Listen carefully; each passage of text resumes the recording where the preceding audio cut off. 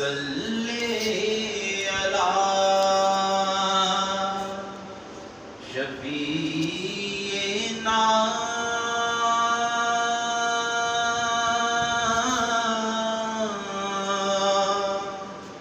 صلی علی محمد میری دھڑکنیں تیری تسبیح کریں،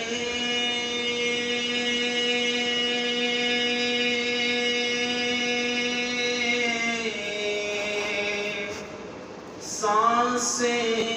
میری تیرے کلمے پڑھیں، میری دھڑکنیں تیری تسبیح کریں،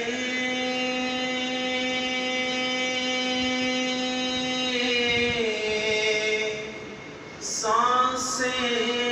میری تیرے کلمے پڑھیں، نس نس کرے میری ورد تیرا،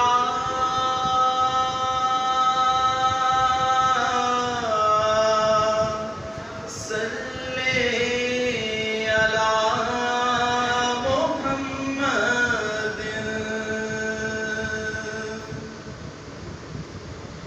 پلکوں سے روزے پہ جھاڑو کروں،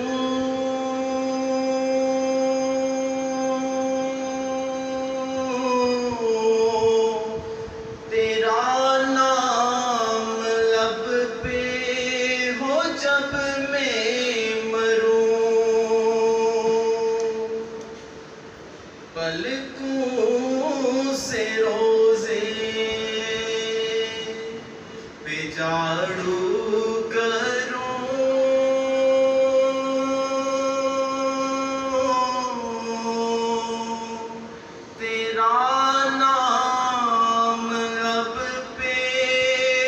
جب میں مروں، اتنی سی ہے بس میری التجا،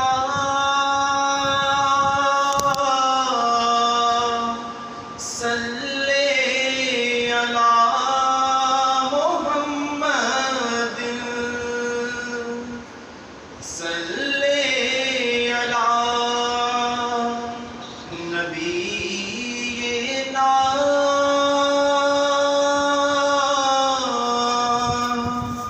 صلی علی محمد۔ اعوذ باللہ من الشیطان الرجیم، بسم اللہ الرحمن الرحیم۔ قال اللہ تبارک و تعالی فی القرآن المجید والفرقان الحمید، والعصر ان الانسان لفی خسر، صدق اللہ العظیم۔ الصلاۃ والسلام علیک یا سیدی یا رسول اللہ، وعلی آلک واصحابک یا سیدی یا نور اللہ، الصلاۃ والسلام علیک یا سیدی یا رسول اللہ، وعلی آلک واصحابک یا سیدی یا رحمۃ للعالمین۔ ہمارے سیدکار خبر ہے کہ آج ہم چودھری عمران حسین کے والد مرحوم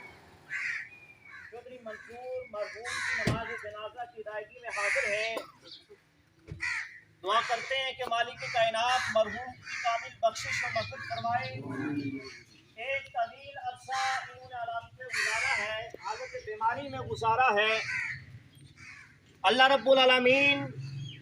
اس علالت کے تصدق ان کی بخشش فرمائے۔ قرآن مجید فرقان حمید میں مالک کائنات نے ارشاد فرمایا، پہلے قسم کھائی زمانے کی اور پھر فرمایا کہ انسان خسارے میں ہے، کہ والعصر اور قسم ہے زمانے کی، ان الانسان لفی خسر،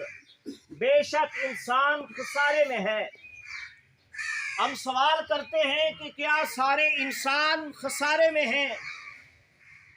مالک کائنات کی طرف سے یہ اعلان ہوتا ہے کہ سارے انسان خسارے میں نہیں، بلکہ وہ انسان جو صدق ایمان سے متصف ہو جاتا ہے اور نیک اعمال کرتا ہے وہ خسارے میں نہیں ہوتا۔ اللہ رب العالمین نے ارشاد فرمایا ان الانسان لفی خسر، بے شک انسان خسارے میں ہے۔ آگے اس کی استثناء کر دی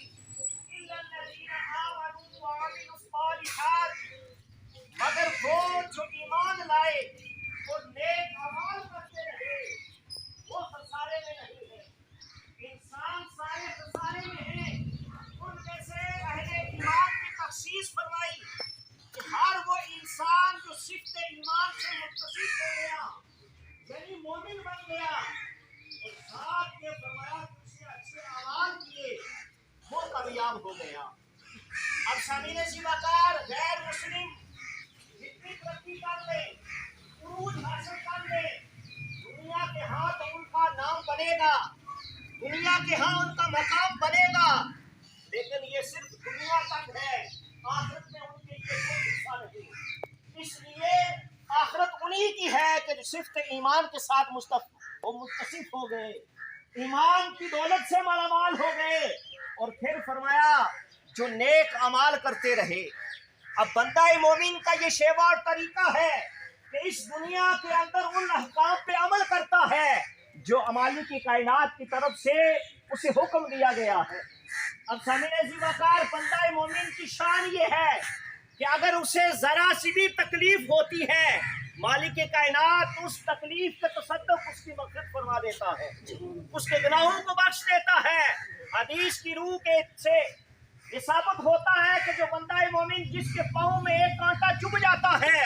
مالک کائنات اس تکلیف کے تصدق اس بندے کے گناہوں کو معاف فرما دیتا ہے۔ سبحان اللہ، بے شک۔ اباب زیباکار، حضرت ابوبکر النقاش رضی اللہ تعالیٰ عنہ،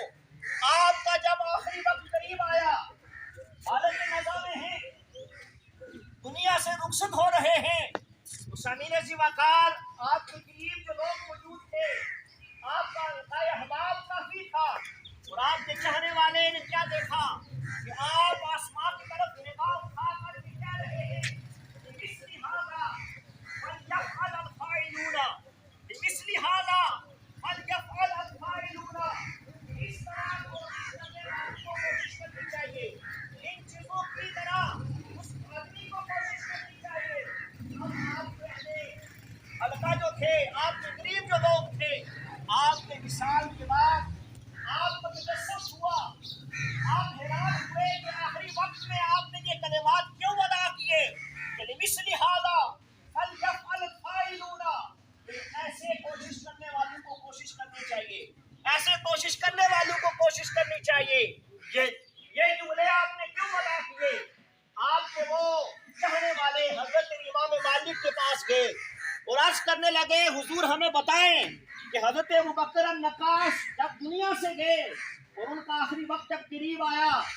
تو ہم نے کیا ملاحظہ کیا، کیا دیکھا کہ آپ نے یہ الفاظ ادا کیے اور آسمان کی طرف آپ اشارہ کر رہے تھے۔ تو امام مالک مسکرائے، یہ بندہ مومن تھا، اس دنیا کے اندر نیک اعمال کرنے والا تھا، اللہ کا نیک بندہ تھا،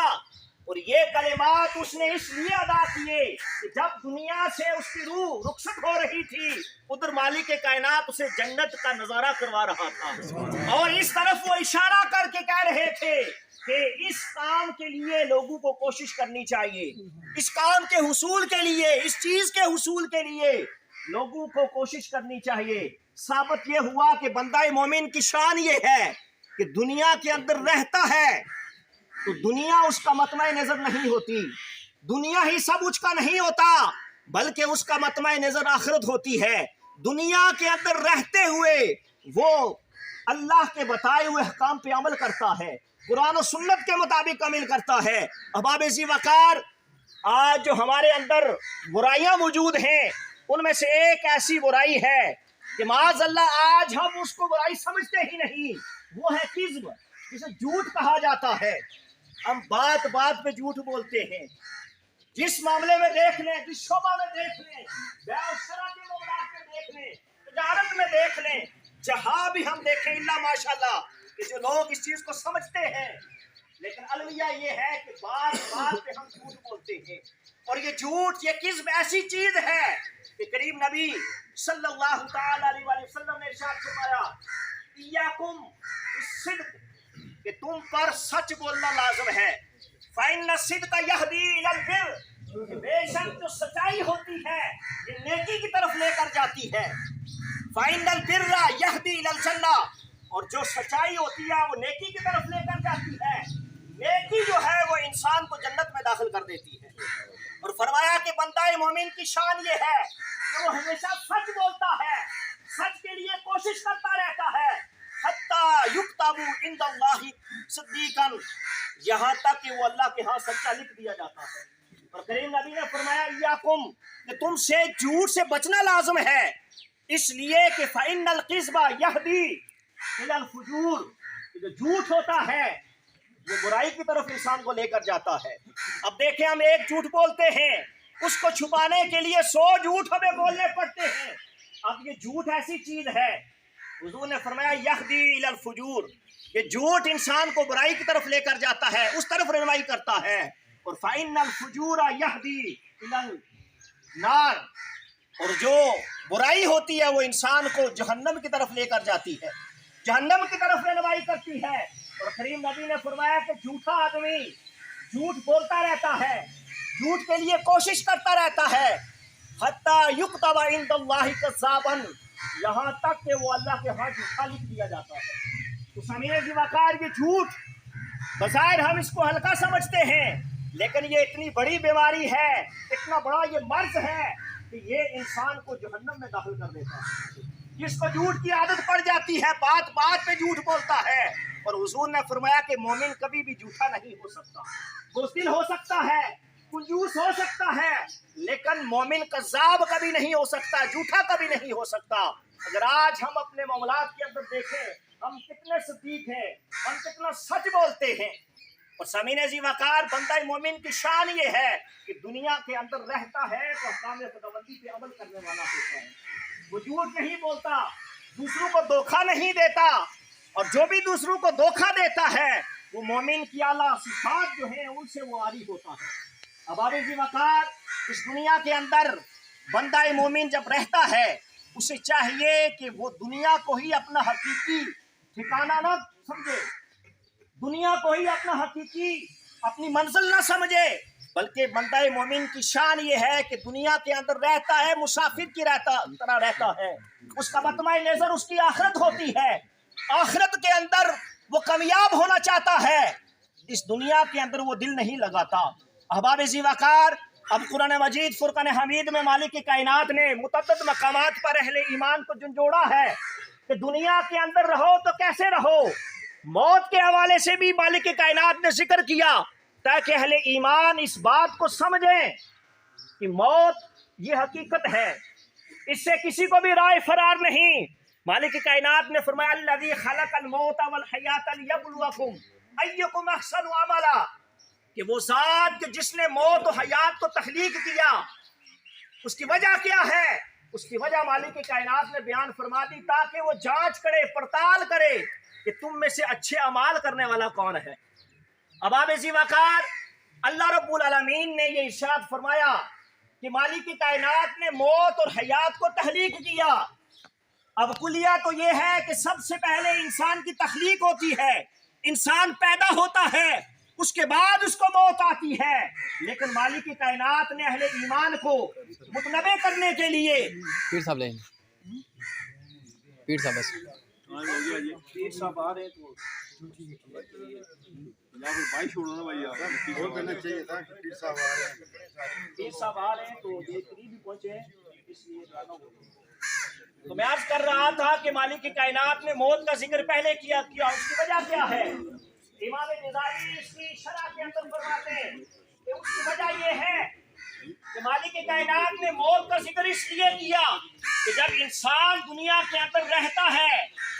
تو یہ ایک فطرت ہے کہ کہ انسان کو اپنی ماں سے بھی، اپنے والد سے بھی، اپنی اولاد سے بھی، مال و دولت سے بھی محبت ہوتی ہے،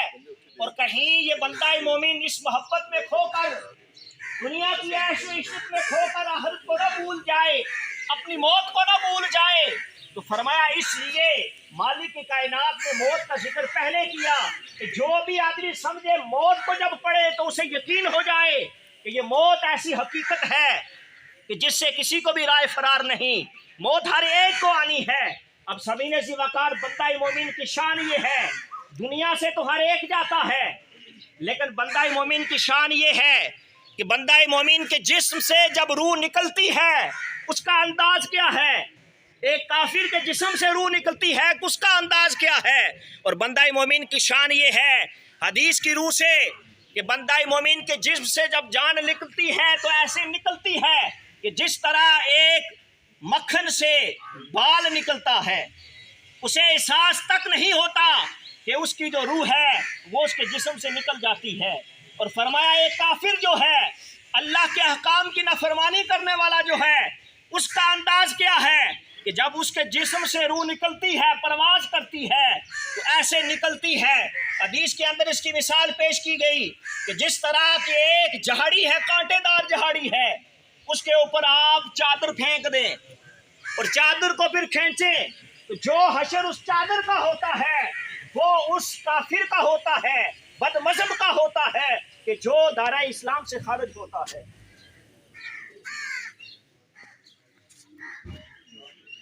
حباب ذی وقار اب بندہ مومن کی شان یہ ہے کہ اس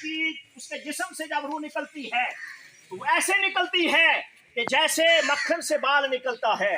دعا کرتے ہیں کہ مالک کائنات ہمیں اعمال صالح کرنے کی توفیق عطا فرمائے، آمین۔ قبر کو اور حشر کو ہمیشہ پیش نظر رکھنے کی توفیق عطا فرمائے۔ ہم دعا کرتے ہیں کہ مالک کائنات مرحوم کی تعمیر بخشش و مدد فرمائے۔ حباب ذی وقار نیت سماعت فرما رہے ہیں، 4 تکبیرات نماز جنازہ فرض فیاض نا واسطے اللہ تعالیٰ نے خود واسطے نبی کریم صلی اللہ علیہ وسلم دے اور دعا واسطے صابر میت کے پیچھے امام صاحب کے منہ میں رکھ شریف فرما کرتے ہیں۔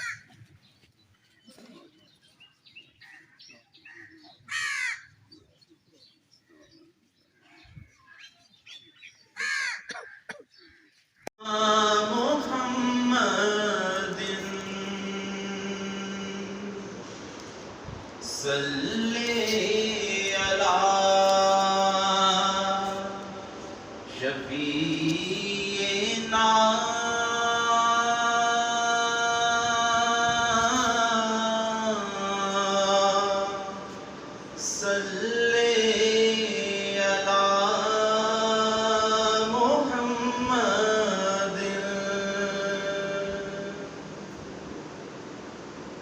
میری دھڑکنیں تیری تسبیح کریں،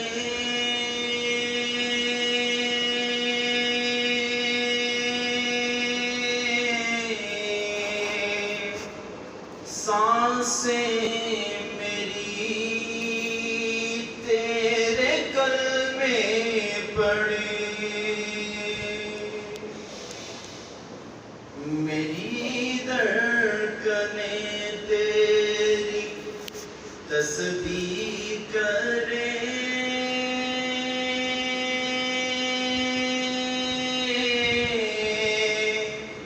سانسیں میری تیرے کلمے پڑھیں،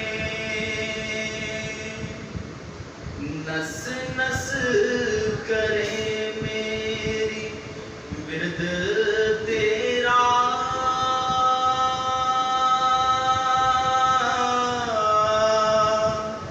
صلی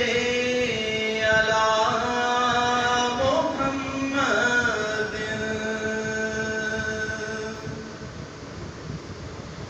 پلکوں سے روزے پہ جھاڑو کروں،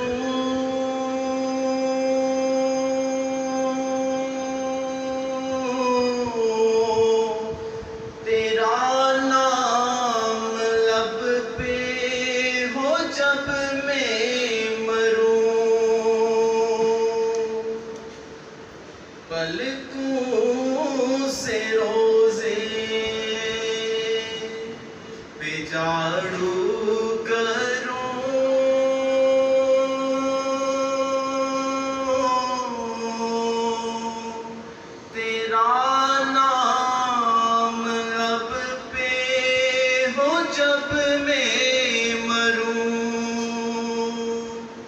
اتنی سی ہے بس میری التجا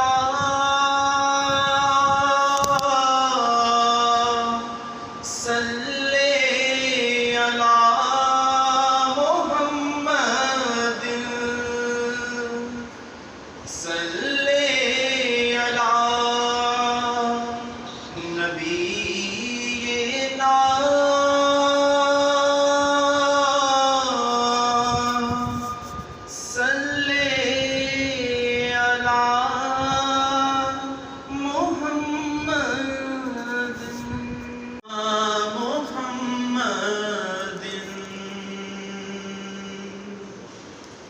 صلی علی شفیعنا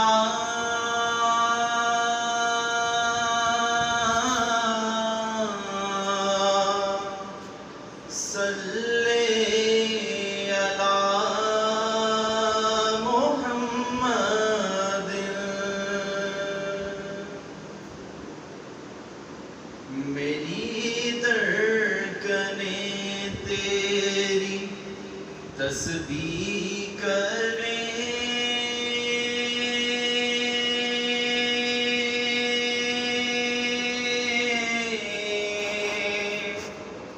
سانسیں میری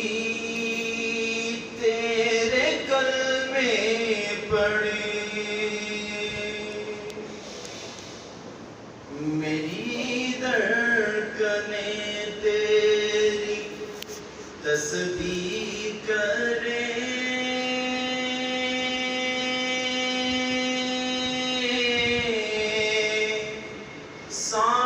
سانسیں میری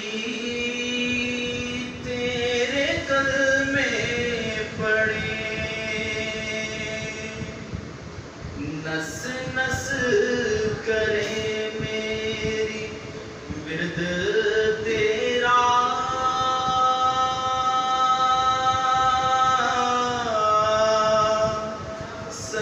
صلی علی محمد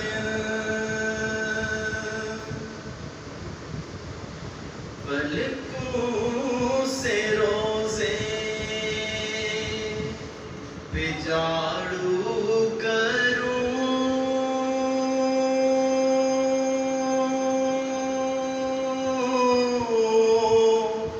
تیرا نام لب پہ ہو جب میں مروں پلکوں سے روزے پہ جھاڑو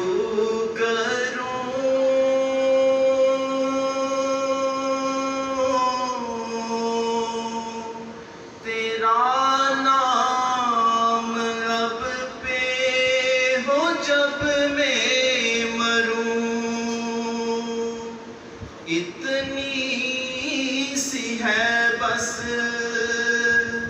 میری التجا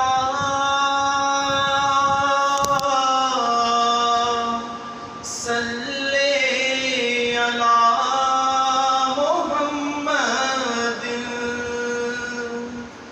صلی علی نبینا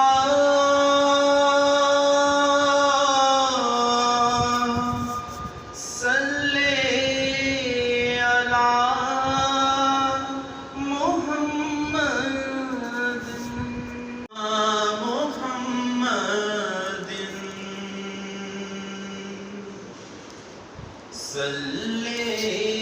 علی شفیعنا